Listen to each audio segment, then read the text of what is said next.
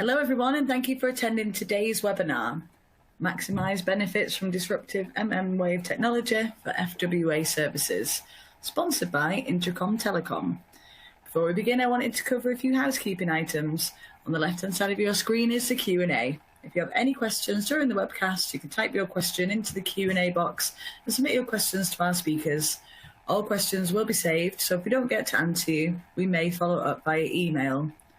At the bottom of your audience console are multiple application widgets you can use. If you have any technical difficulties, please click on the yellow help widget. Here you can find answers to common questions.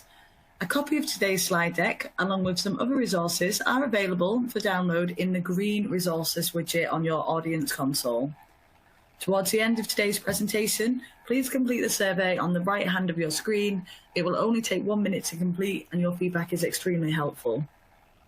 An on-demand version of the webcast will be available about 1 day after the event and can be accessed using the same audience link that was sent to you earlier today. I would now like to turn the event over to our moderator, Heavy Readings Analyst at Large, Simon Stanley. Hello and welcome from me to today's webinar, Maximum Benefits from Disruptive Millimeter Wave Technology for FWA Services. I'm Simon Stanley, Analyst at Large at Heavy Reading. And I'm joined today by two experts from Intracom, and that is Dharminder and Babi. Dharminder is CEO for North America for Conklin Intracom. And I was wondering, Dharminder, could you just tell us a little about yourself and Intracom? Yeah, sure. My name is Dharminder Chanana. I run North America business for Intracom Telecom, and I'm based in Atlanta, Georgia, United States. Okay, great. And then we also have Babi, who is product line manager of point to multi-point wireless solutions at Intracom Telecom. Again, Babi, perhaps you could just tell us about your role at Intracom. Hello, I'm Papanastasiou. I'm product line manager of point to multi-point wireless solutions at Intracom Telecom. The product line I'm responsible for is called WeBus, a very successful fixed wireless access solution at millimeter wave bands. I'm based at Intracom Telecom headquarters in Athens, Greece. I have more than 23 years of experience in the telecom industry. I have worked as a researcher, project manager, product manager, and line manager with extensive experience in all broadband access technologies, wired and wireless, over fiber, over copper, PON, DSL technologies. But for the last 12 years, I have been managing the wireless point to multi-point solutions of Intracom Telecom. Thank you. Great, thank you, Babis. And we're going to start today's presentation with, sorry about that.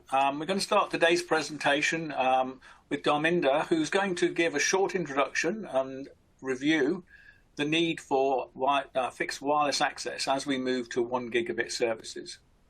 Babis will then take over and give an overview of FWA technology and the key factors for success. And Babis will conclude with a use case and Intracom Telecom's FWA proposition. During the webinar, there will be 2 polling questions, and at the end, there'll be a Q&A session. And I do encourage you to take part in those polls and also send in any questions you have for Dharminder and Babis as we go through.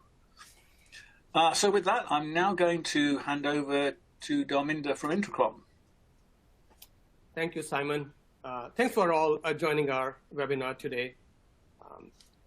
So we read and hear about these words every day: high-speed broadband, underserved, unserved, connected communities, digital divide, universal service, and so on.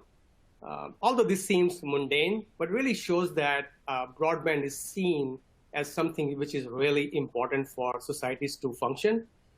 More importantly now, in the last few years, with very different dynamics. It's also, I think, is seen as a kind of utility like electricity or gas. So broadband is seen as that category, not like just like it's good to have a broadband, but we need to have that. It's also important to see that the discussions are not only about connecting or giving a broadband, but also giving a high-speed broadband. For example, in many funding initiatives like Rural Digital Opportunity Fund, it was defined that wherever you have less than 25 Mbps download speed, that's like underserved. In the infrastructure bill, which is passed and is coming out very soon, I hope, there is a definition of 100 Mbps for underserved and 25 Mbps download for unserved. So it's really important that the bar is raised in how we define broadband connection. There's a political will, which is definitely, I think, required for these kind of initiatives to happen. And there's a lot of money being poured into broadband connectivity initiatives all around the world. For example, in the United States, there is an initiative which last year went through award process, the RDOF, or Rural Digital Opportunity Fund. They used reverse auction as a method to award or maybe select, if you want to say, the candidates to win or get the funding. So government or different initiatives are trying different models, which is very encouraging because in infrastructure bill, which is underway now, majority of the money will be funded or routed through the states. So it's good to diversify the models and see, like, one may work better than another. So, but there is a will to make this initiative happen. So the point is that broadband is critical for societies to function, and every person, whether living in a urban, suburban, or rural areas, should have access to that. So broadly speaking, we can say that the broadband users can be residential or enterprise, broadly speaking. On the residential side, it's not like a plain old connectivity broadband that you have a connection coming in and that's okay, but it's also, it needs a reliable, high capacity broadband. As I said, like in the recent years, we all gone through very different times, and with the people hunkered down and doing the telecommuting, kids attending remote schooling and all that, there's even more need for having a more reliable high-speed broadband with the quality of service. So for example, in a household where there could be 4 or 5 household members, and there could be 7 or 8 different screens, at any given time, somebody may be working, doing the telecommuting and working from home, and kids may be attending remote school. Somebody may be streaming 4K, 8K, high definition programming, and somebody may be video gaming. So all these different users are diverse in terms of what kind of experience they have, they need, and I think the broadband is very is going to be critical to satisfy all these different users. Well, luckily for my case, I never thought I'll have a mini studio at home to do the video conferences. It's like the ring light in the back and a nice mic and a webcam. So definitely they all give us tools to do our work from wherever we are, and broadband is going to play and is playing a big role in that. On the enterprise side, they need something similar, but in a more feature-rich and a more, I'll say, capacity-wise. So enterprise will need maybe high-capacity connectivity with, again, quality of service, low latency, secure VPN support, service level agreement, and so on. So for a typical enterprise, could be just a simple business, and it could be also somebody in oil and gas vertical, or somebody in the mining segment, or somebody doing security and surveillance. So the service provider who has to provide broadband to all these different diverse users, they need to have maybe a suite of technologies, like where they have technology which can be scalable, easy to deploy, installation, operationally simple to run, and efficient in that matter. Power consumption. If the service goes down, then the tools to troubleshoot and bring the service back within minutes or hours, and not have like a day's kind of outage. So all these things are important for the users, whether in the residential or enterprise side. So my colleague will talk more about these aspects and see like how fixed wireless access address these requirements. So on the top chart, these are data from very recently from industry data for download, for example, on the top chart.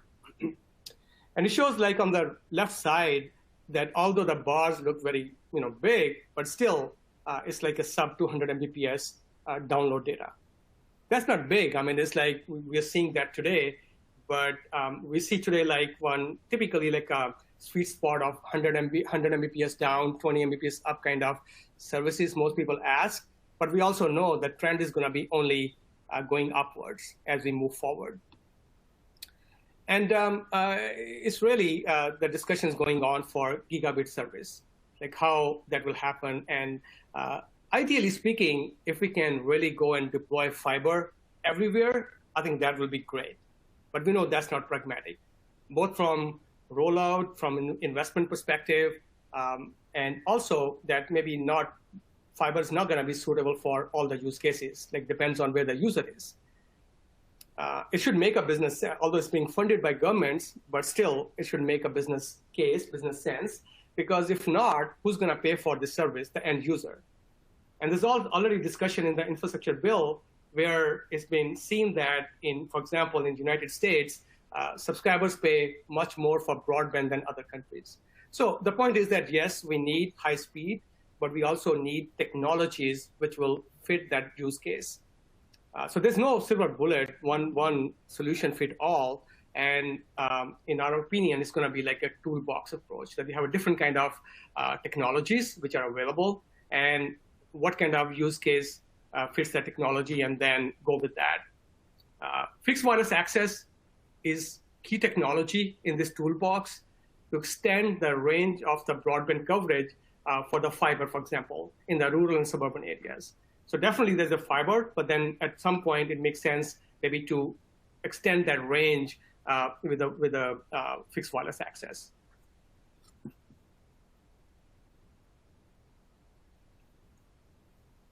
So in many countries, like I said, a lot of money is being poured. Actually, we see everywhere the numbers are in billions, which is very encouraging. European Union, for example, they have a Gigabit Society 2025 initiative. Same thing in other countries, in Italy, Greece, and the UK. Particularly in United States, there's been Rural Digital Opportunity Fund for $20 billion, and it was like, I think, $16 billion in the phase 1 and $4 billion in phase 2. And they had a reverse auction and gave away, I think, like a $9.2 billion. A lot of money to give to build this broadband connectivity.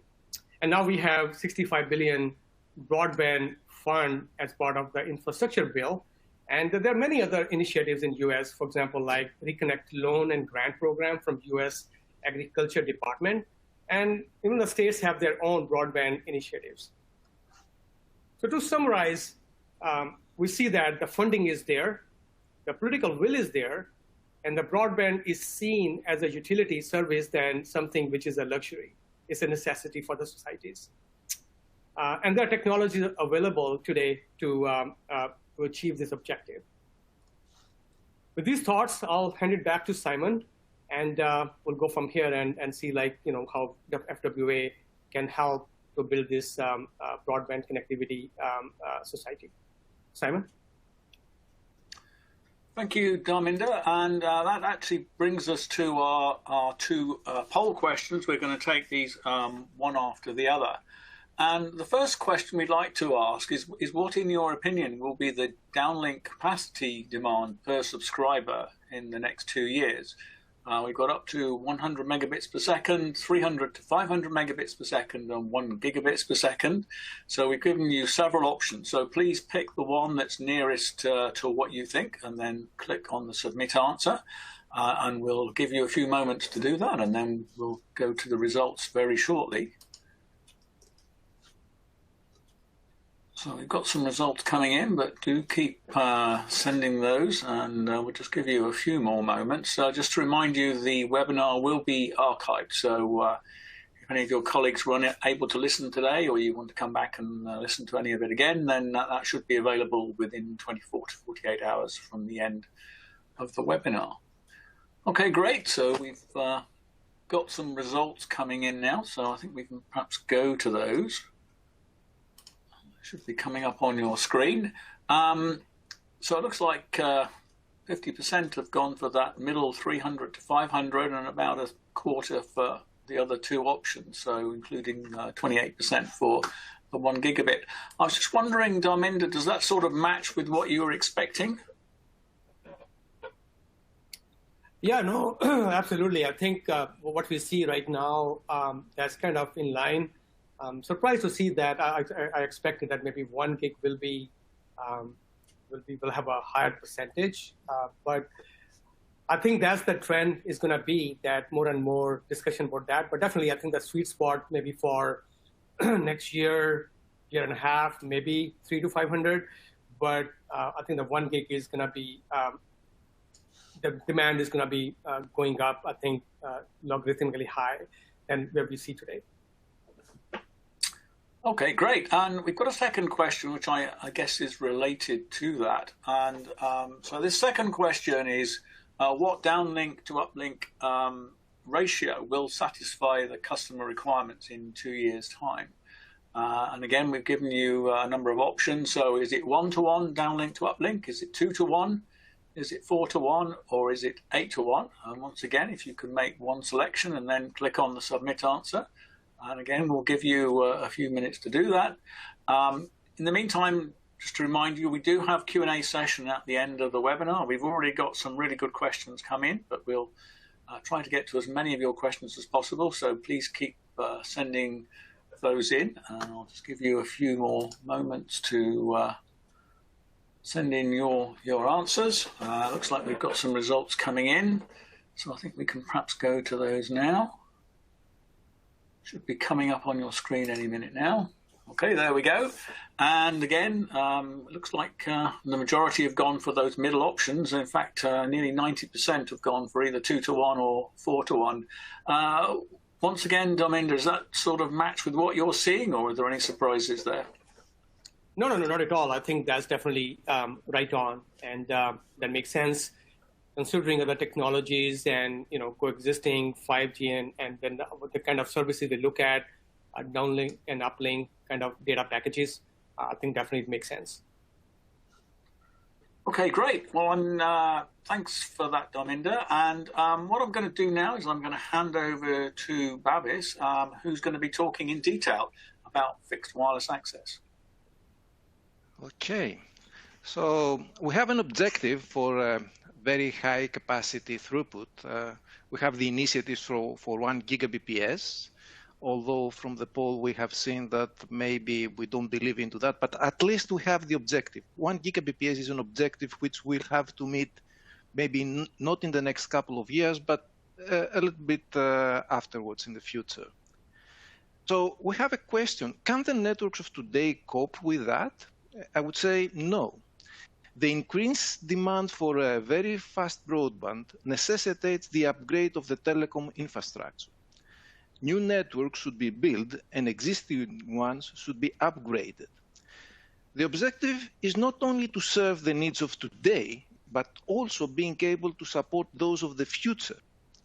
Thus, the new networks should be able also to support future capacity upgrades. Evidently, copper cannot cope with the increased demand. And nowadays, we see copper networks being decommissioned. Of course, fiber is a solution. And fiber can offer truly broadband service. However, the critical question is, can fiber reach everywhere in urban and rural areas, in areas with very attractive economics, and also in underserved areas with less attractive economics? To answer the question, other technologies should be considered as well. The broadband access demand cannot be addressed entirely by one technology. Fiber cannot connect everyone. And we believe that fixed wireless access will play a key role in delivering the broadband service everywhere, including the underserved areas. FWA offers some unique advantages against fiber. First of all, it is quicker to roll out the network. It requires less expenditure, and effectively, it results in faster time to market. And let's take a closer look and see how FWA compares with fiber. One could say that fiber offers abundance of capacity. Yes, this is true. However, with recent technology advances, FWA can also support gigabps tier services today. And future upgrades can be supported by introducing new radios at aggregation point and maybe at the terminal site. The same, more or less, applies also for the FTTH technology, which can be upgraded with higher speed PON technologies. And that will introduce also new equipment into the network. Where it really makes a huge difference is on the deployment simplicity. By simply installing a hub station, the surrounding area can be served.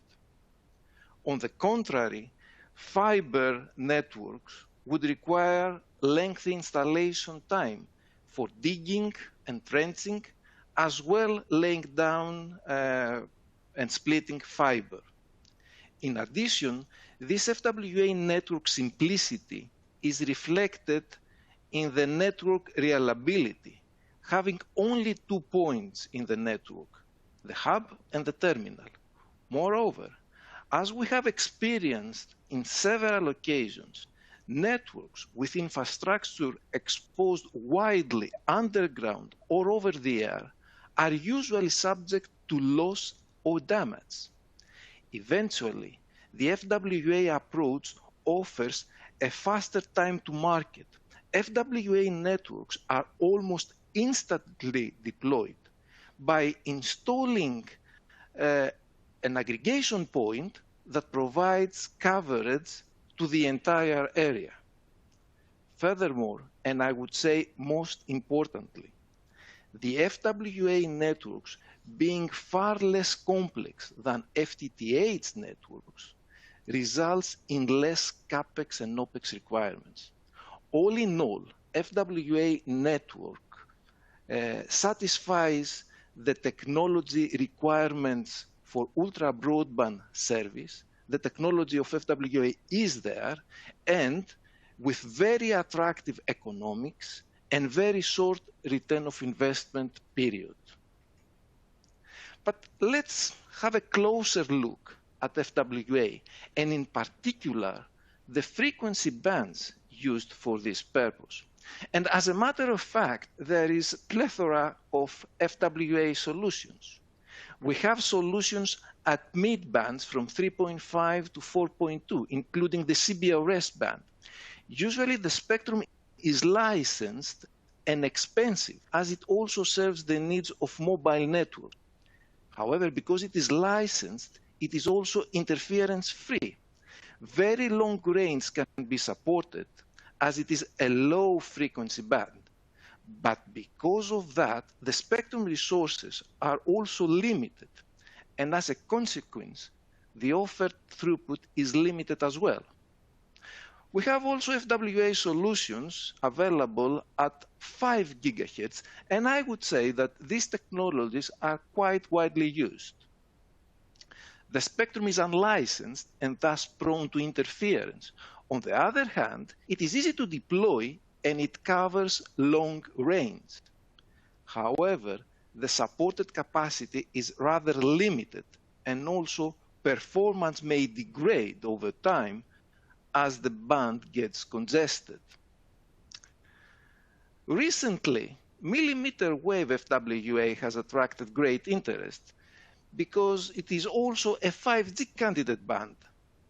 As opposed to sub-6 GHz solutions that have a few hundreds of megahertz available spectrum, here at millimeter wave bands, the solutions can take advantage of ample spectrum at 24, 26 GHz, 28 GHz, and above that at 31, 32, 39 GHz.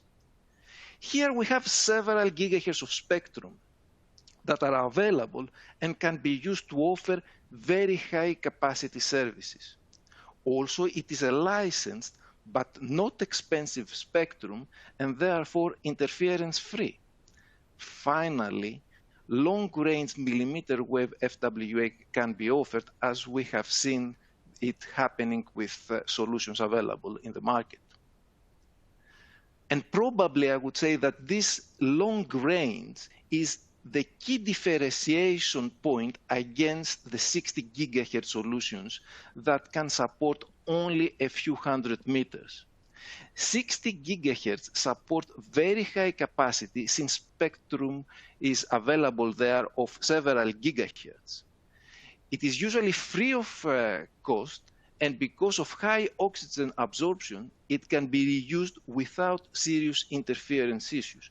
However, this particular characteristic of 60 gigahertz would not allow connections of more than a few hundred meters.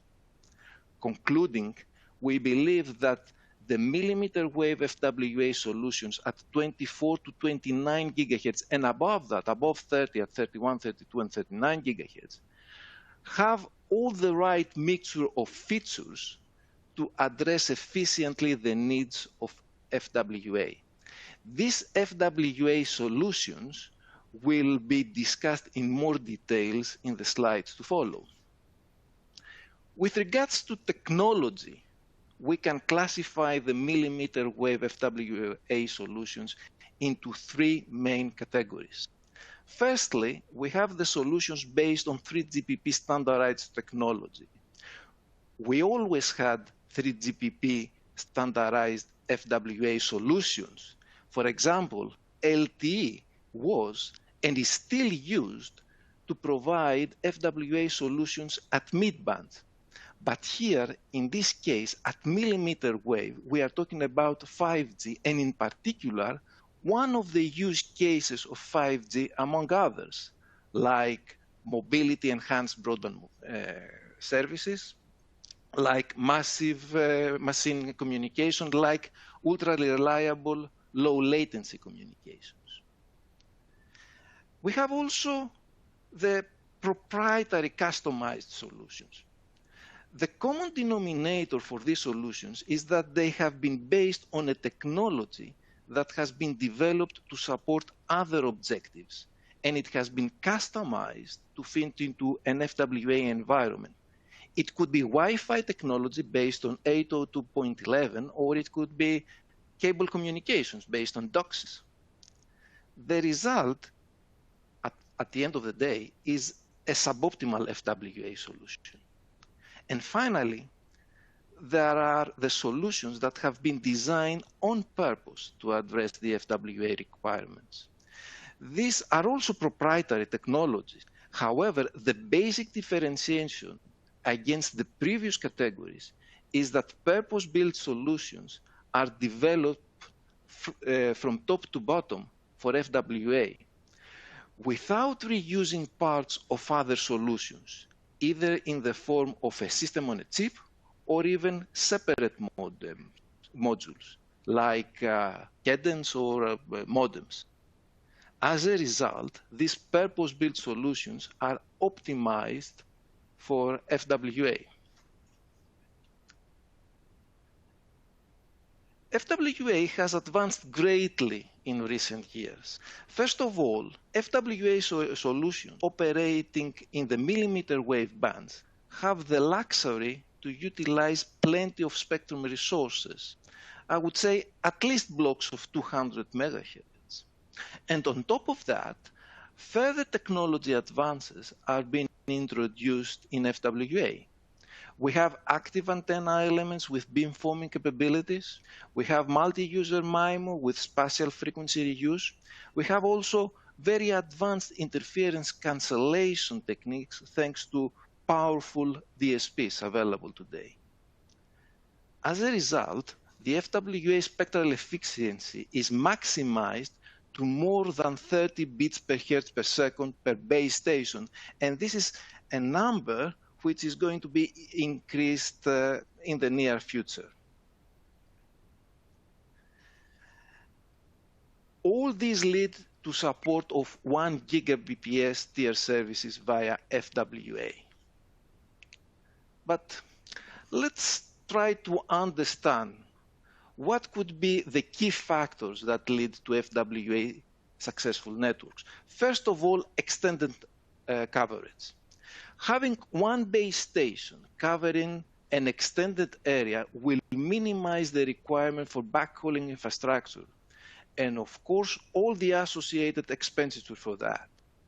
Also, the time to market is shortened. Homes are passed instantly as soon as the base station is installed and activated. Then it is the easy and fast installation, especially for the terminals.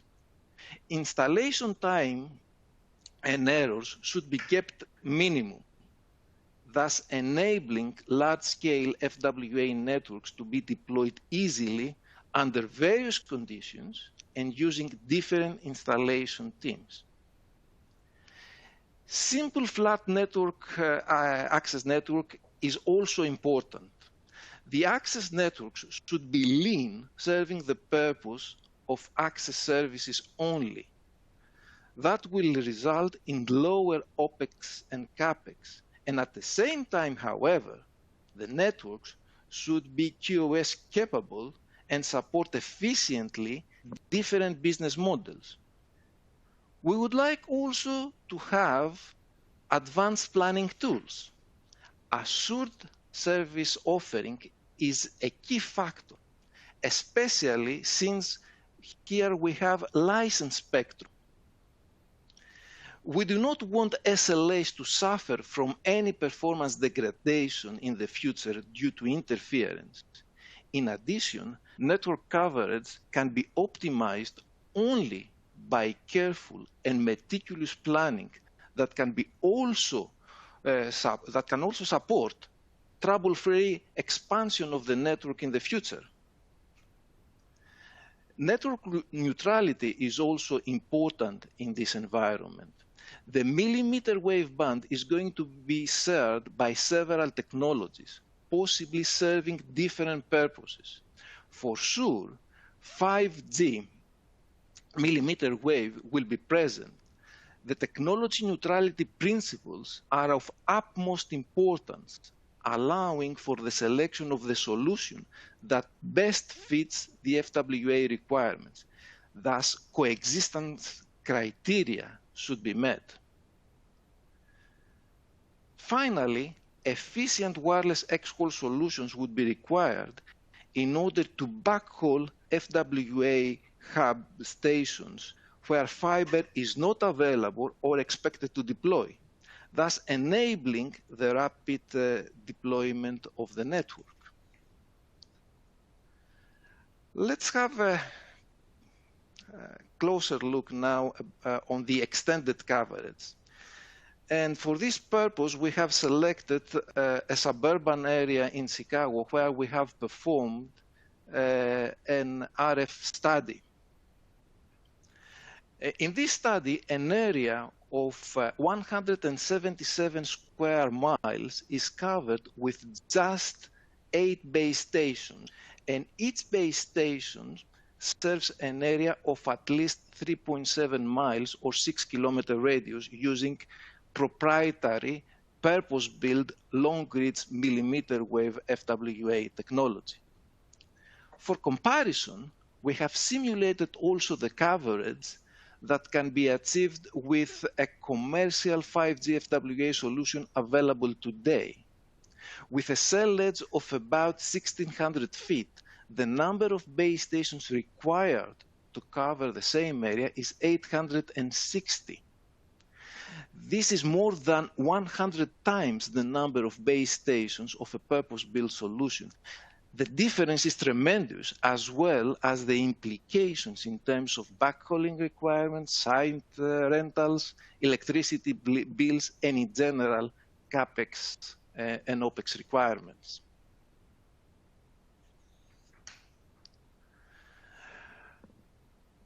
The next key factor is ease of installation. Firstly, we have to admit that the radio propagation at millimeter wave would require line-of-sight conditions, and thus outdoor installations, usually at a rooftop. The terminal, however, should be light and compact. From our experience, we would recommend weight of about 3 kilos and volume of less than 20 liters. The volume is very important, as in some cases the compact shape of the radio terminal would allow installations without special permit and time-consuming procedures with lots of paperwork. The installation process should be kept simple and easy, as various installation teams can be involved, and we also want to avoid errors. The terminal is installed at certain orientation and performs automatically polarization scan. Thus, the possibility of wrongly installing a terminal in vertical or horizontal polarization is avoided.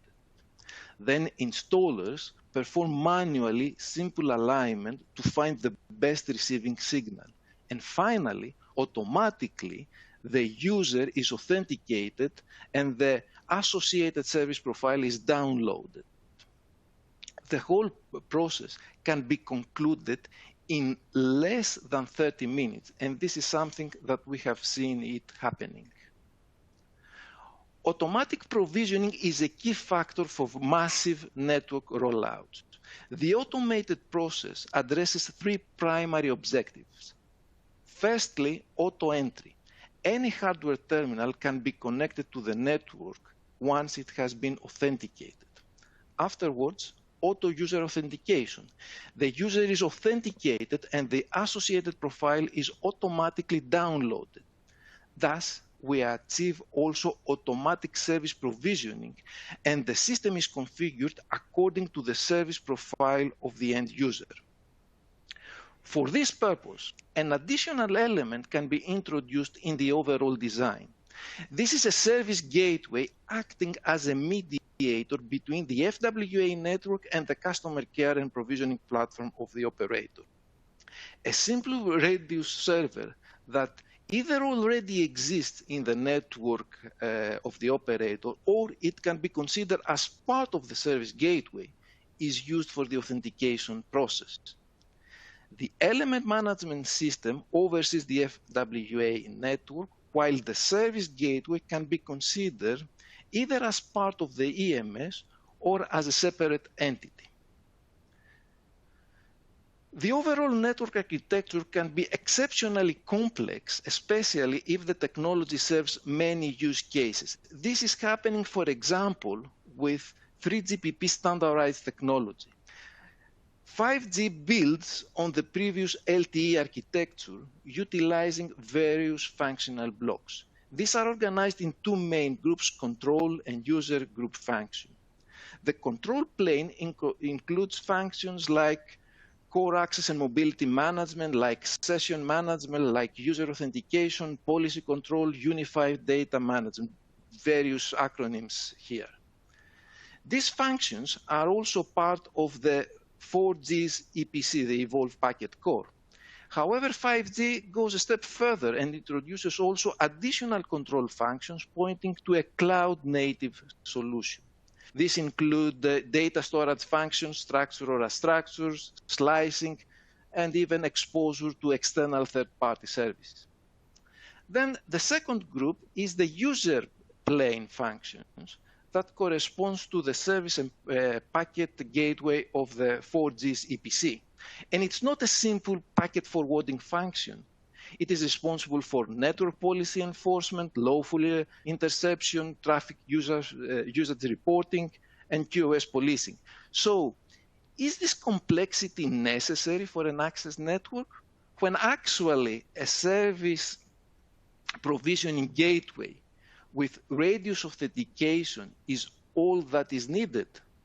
We believe that the networks should be designed with the building blocks that serve the purpose, and a purpose-built FWA solution can do exactly that.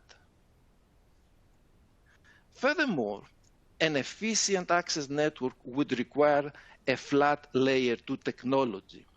Different service modules can be supported though. A direct model may be supported where a single wireless ISP is offering service to the end user. Different services are offered, and this can be realized using different VLANs per service.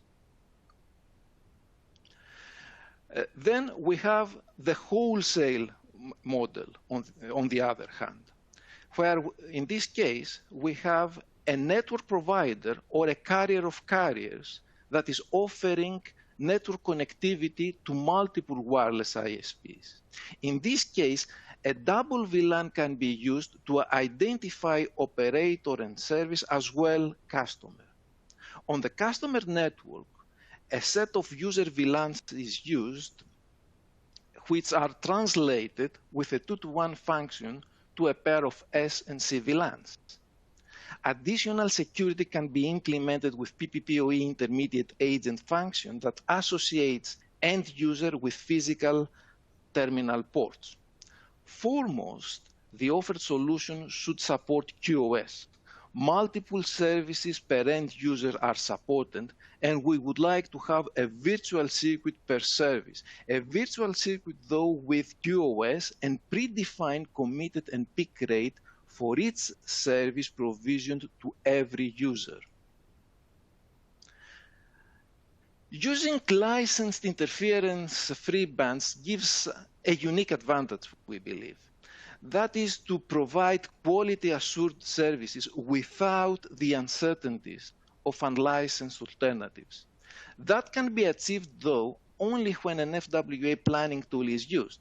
The planning tool can be used to perform detailed link and interference analysis, to estimate service area on the map so the operator will know which are the areas that can be served, and in addition, what service capacity they can get.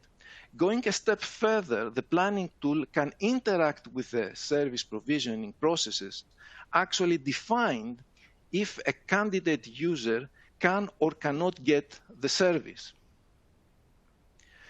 If the service is granted, then it can also create bill of materials and configuration files and RF data. This estimated plant performance can also serve as installation KPIs, ensuring that optimum terminal performance and commissioning is accomplished with a single site visit. For this purpose, a list of alternative hubs can be defined per candidate terminal. So, even if connection to the primary hub cannot be accomplished, the installers are always prepared to connect the terminal to alternative hubs. Finally, the planning tool should be capable to receive feedback from actual data and perform optimization of the network. The mmWave license spectrum can be used for multiple use cases, addressing the need of both fixed and mobile networks. We have enhanced mobility, IoT, ultra-reliable low latency applications, fixed wireless access applications. All this can be served by mmWave spectrum. And for this purpose, different technologies can be used, which, however, have to work in harmony and in a synergistic way in order to maximize efficiency and address optimally the needs of each application. For this purpose, for sure, we need coexistence of different technologies in the same band. The need of coexistence can be addressed by employing some fundamental criteria for TDD networks. The TDD networks deployed in the same area using adjacent frequency channels can work in harmony when they are fully synchronized. And what that means, it means having a common clock reference, common downlink uplink split ratio, and here a 4:1, as we have seen, is a common split ratio, and have the same frame length or transmission periodicity according to 3GPP terminology. The FWA network would also need backhauling to the core network, but in some cases fiber cannot even reach the FWA hub site. Thus, it would be required to complement the over solution with advanced wireless X-haul technologies. The backhauling requirements may reach at the level of 10 gig interfaces. However, this will not be an issue for wireless X-haul solutions at E-band. And what should these X-haul solutions offer? We would like increased range, which can be achieved with high gain technologies and further enhanced using band carrier aggregation, combining millimeter and microwave carriers together in order to have increased reliability. We would like also advanced networking features that can support as well evolution towards more modern open architectures with SDN automations and based on disaggregation principles. Finally, there is a need for very high capacity of the order of multiple 10 Gbps with advanced technologies like multiple carriers, high modulation, and XPIC. Taking into consideration all the key factors for deploying successfully an FWA network, Intracom Telecom is proposing the YBus purpose-built FWA solution that addresses efficiently the challenges. YBus is used today in the largest long-range millimeter wave FWA network in the world. This is in Italy with Eolo, a leading wireless ISP that connects over 600,000 households and businesses to the internet. Very indicative examples of terminals installations are presented in these pictures. Installations take place at the rooftops next to a satellite dish or a terrestrial antenna using a light pole. The FWA network is implemented at the 28 GHz license spectrum. Eolo maintains also an FWA network at sub-6, and over the last years, there is a gradual migration towards millimeter wave in order to offer ultra broadband fiber-like services, which come with quality of service and are extremely reliable. The base station covers an extended area addressing rural, semi-rural, and suburban areas. It is a dense network of several hundreds of terminals per base station, and it is expanding very quickly with thousands of terminals being installed each week. Finally, in order to extend coverage in area that fiber is not available, wireless backhauling at E-band is used. Intracom Telecom's Ultralink E-band radios are deployed, offering reliable backhaul services, taking advantage of Ultralink's leading system gain. Concluding this webinar, we believe that long-range FWA solutions at millimeter wave bands will play a vital role in delivering ultra-broadband services. Within this domain, YBus is a purpose-built FWA solution which is proven and mature. It comes as a result of long experience, more than 15 years in broadband FWA, and it is proven with more than 40 active FWA networks deployed worldwide since 2016. More information about Intracom Telecom solutions can be found at the resource section of this webinar. And of course, if you are interested and you require additional information, please contact us. Thank you very much. Right, thank you very much, Babis. Great presentation. And with that, we now come on to our Q&A section. We have had some really good questions come in already, but if you have any additional ones, please send those in. And given that we've just been talking on the technical side, I want to start with a couple of technical questions that we've had come in, and I'll perhaps run these together for you, Babis. The first one is, to what extent is this solution line of sight? And the second one is, what distances can be supported by the various millimeter wave bands? So perhaps you could address those two questions. Well, this is a millimeter wave technology, and we have to accept that this is a line of sight technology in order to achieve long range. The range that we have seen this solution, this technology working successfully, providing very broadband services, is of the order of 6 to 7 kilometers, 4 miles, I would say.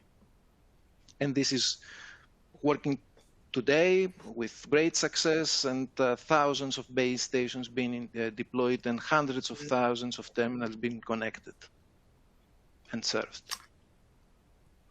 Okay, great. So another question here, Dharminder, perhaps you could address this one. The question is, who has implemented millimeter wave for FWA commercially? Well, we definitely have many customers, and one prominent, I'll let maybe Babis, you want to take that on. The one particular, maybe, I'm not sure if we can name or not, but you can maybe take on and see like the live networks we have and the volume they have deployed. It's not like they deploy like a few, they're like in thousands. So do you mind taking this? Well, for sure, Intracom Telecom has the WiBA solution. We have deployed that throughout the world. As I said, we have more than 40 active networks since 2016. The other solutions that we have seen in this frequency band, in the millimeter wave bands, is solutions that may come later from 5G, only at the moment experimental solutions we have seen, and maybe some proprietary solutions based either on DOCSIS or 802.11 that really haven't found their way in the market. Just to add, maybe Simon, to that. So we do have commercially deployed network in this millimeter wave bands. So maybe we can talk offline about that if you want to get more details. But these are like widely deployed. There are thousands of customers being served in 24, 28 gig and these bands. So it's not like in the infancy where we're talking about the POCs or so. These are the ones which are deployed on a commercial grade and serving suburban rural areas. Okay, great. Another question here. I'll perhaps go to you, Dharminder, first, and then perhaps Babis can come in. So the question is, millimeter wave will require many more cell sites as compared to mid-band and sub-1 gigahertz. As such, I'd say dense urban can use millimeter wave, and for suburban, but also rural, we need to use a mix of mid-band and also sub-1 gigahertz. What are your thoughts on that? Yeah, I'll give my views, and then Babis can add on to that. So, it depends on FWA, what you're trying to achieve with that, and what kind of capacities you want to give to your customers. So the key is all spectrum, right? I mean, when we talk about millimeter wave, so you have more spectrum, which means you have more capacity available. You can deliver, high capacities. But then what gives, right? So gives is that you got shorter range. And you compare that with 3.5 gig, like mid-band or at the CBRS. So yeah, you have longer reach, but you don't have that kind of spectrum. So it really depends like what you're trying to achieve with that. But we are seeing as more and more demand for capacity, that's why you need millimeter wave, where you have a lot of spectrum to deliver high capacities. And Babis, did you have anything to add to that? Well, it's always a matter of frequency resources and capacity that can be offered, I would say. At millimeter bands, we have spectrum resources. We have easily, we can have 200 megahertz of spectrum or even 400 megahertz of spectrum with spectral efficiency that is 30 bits per hertz per second. We can have a lot of capacity to offer.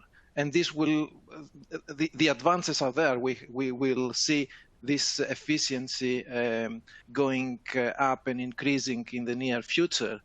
So the millimeter wave FWA can offer a really high capacity because it has the frequency resources. And it can also cover range, because this is the main issue here. The higher the frequency, the shorter the range. But there are solutions that can take advantage of the spectrum resources at millimeter wave bands and also offer very long range. What happens at lower frequency bands is, of course, because of radio propagation, they can travel longer, they can go probably through a vegetation sometimes, but the resources are limited, the spectrum resources are limited, and thus, since the objective is the 1 gigabit, it would be very difficult to reach this objective, to meet this objective with low frequency bands. Okay, great. Perhaps I can go back to Dharminder for this next one. So the question is, for 5G, I understand that FWA is much cheaper than 4G FWA, since you do not need outdoor antennae, and the Cpe is cheaper than 4G FWA. Is that correct? Perhaps you've got some comments there. Yeah, it's a very good question, in the sense that we get this all the time, and then it's just like being obvious when we look at the big carriers. They give self-install indoor CPE, you put on the table like your Bluetooth speaker, and you can connect. But guess what? The base station can only reach with the power and the EIPR, and then your antenna and the speed. But then the CPE also has to talk back to the base station to have the range.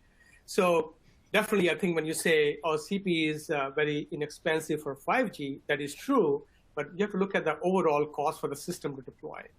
If there's somebody who's already a mobile operator and they already have a core, yeah, they can add incremental and add the 5G capable core and other things with that, but that's where the cost goes in there. And for example, the purpose-built FWA, you don't need that kind of thing. So I think it's a different application, different use cases you're trying to do, and you can't maybe put one in the other and see, like, if you put, for example, that kind of CPE into rural areas, right? So the range is going to be very limited, and you cover maybe a very few percentage of population you want to have the home passed. So I think it depends on the business model, what you're trying to do. But if you want to go and deliver broadband services to, and not the mobility to the suburban and the rural areas, so yeah, I mean, you put something outdoor with maybe a low profile antennas, and you can have much broader, much longer range to cover with the with the millimeter wave frequencies. So yeah, I mean, I understand what you're saying, but you can't look at only one aspect of the network, which is the CPE, but you look at the whole end-to-end and see what you're trying to do with that. Okay, Babis, did you want to add anything to that? Well, I agree with Dharminder, because we have to see the total picture, and when you are talking about 5G, you have to see the full cost and a complex core network there at 5G. Also, these inexpensive 5G terminals, which are mainly indoor or against a window installation, this is also very short range. And this is something that I would say is a nice to have feature, but the most critical factor, I would say, is the long range. In order to have successful FWA, in order to have just a few base stations to cover a whole area, we need to have long range. And long range would mean outdoor installation. This is happening also at sub-6 gigahertz solutions. We have seen this with fixed LTE. If you really want to reach long range, even if it's a low frequency, it has to be line of sight condition. So outdoor installation, I believe, is inevitable in order to achieve the long range. And the long range is a critical factor for FWA. Okay, great. Some Really nice answers there. Unfortunately, we have now run out of time. So thank you for joining the webinar today. Maximum benefits from disruptive millimeter wave technology for FWA services. And that was brought to you by Light Reading and Intracom. And on behalf of our speakers today, Dharminder and Babis from Intracom, and myself, Simon Stanley, thanks for your time and have a great day.